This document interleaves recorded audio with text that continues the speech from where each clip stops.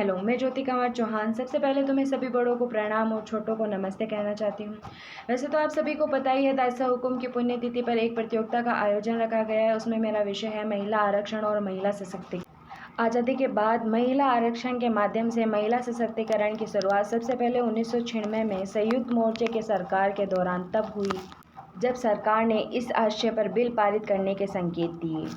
ये संकेत इस मुद्दे पर आम विचार विमर्श करने के लिए दिए गए, लेकिन उस समय से आज तक इस पर कोई आम राय नहीं बना पा रही है।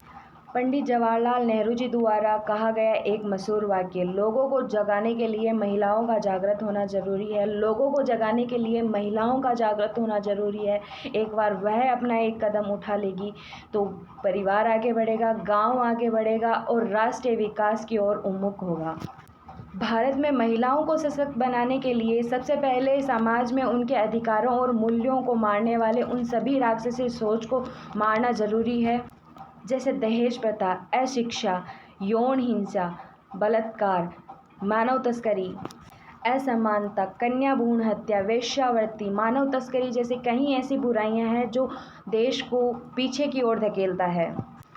भारत में महिला सशक्तिकरण के मार्ग में आने वाली काफ़ी ऐसी बाधाएं हैं, जैसे कि सामाजिक मापदंड, पुराने और रूढ़िवादी विचारधाराओं के कारण भारत में कई सारे क्षेत्रों में महिलाओं को घर छोड़ने पर पाबंदी होती है। इस तरह के क्षेत्रों में महिलाओं को शिक्षा या रोजगार के लिए घर से बाहर जाने के लिए कोई आज़ादी नहीं होती है। इस तरह के वातावरण में रहने के कारण महिलाएं अपने आप को पुरुषों से कमतर समझने लगती है और अपने वर्तमान में सामाजिक और आर्थिक दशा को बदलने में नाकाम साबित होती है।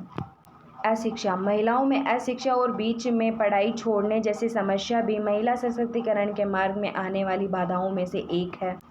वैसे तो शहरी क्षेत्रों में लड़कियां शिक्षा के मामले में लड़कों के बराबर है, लेकिन ग्रामीण क्षेत्रों में अब भी वह पीछे है।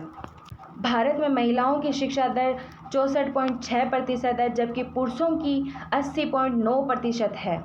काफ़ी सारे ग्रामीण क्षेत्रों में लड़कियां स्कूल तो जाती है, लेकिन बीच में ही पढ़ाई छुड़ा देने के कारण वह 10वीं तक पास नहीं कर पाती है और अशिक्षित ही रह जाती है।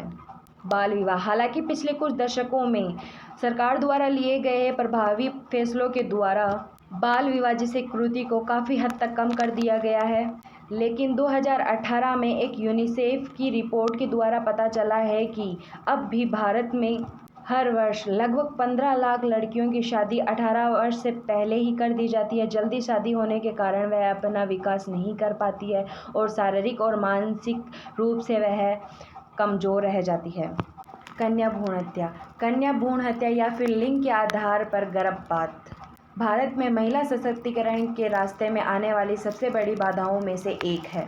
कन्या भ्रूण हत्या का अर्थ है लिंग के आधार पर भ्रूण हत्या, जिसके अंतर्गत लिंग का पता चलने पर बिना मां की सहमति के ही गर्भपात करा दिया जाता है। कन्या भ्रूण हत्या के कारण ही हरियाणा और जम्मू कश्मीर जैसे प्रदेशों में स्त्री और पुरुषों के लिंगानुपात में काफ़ी ज़्यादा अंतर आया है।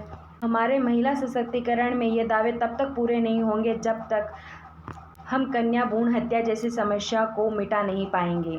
हाल ही में हमारे माननीय प्रधानमंत्री मोदी जी केंद्रीय सरकार मंत्रिमंडल में महिलाओं को ज़्यादा स्थान देकर महिला सशक्तिकरण में अपनी भूमिका निभाई है। मैं ऐसी ही उम्मीद हमारे माननीय मुख्यमंत्री अशोक गहलोत जी से भी करती हूं कि वह राज्य सरकार में भी महिलाओं को ज़्यादा स्थान देकर महिला सशक्तिकरण में अपनी भूमिकाएं निभाएं। इसी के साथ मैं अपने शब्दों को विराम देती हूं। नमस्ते।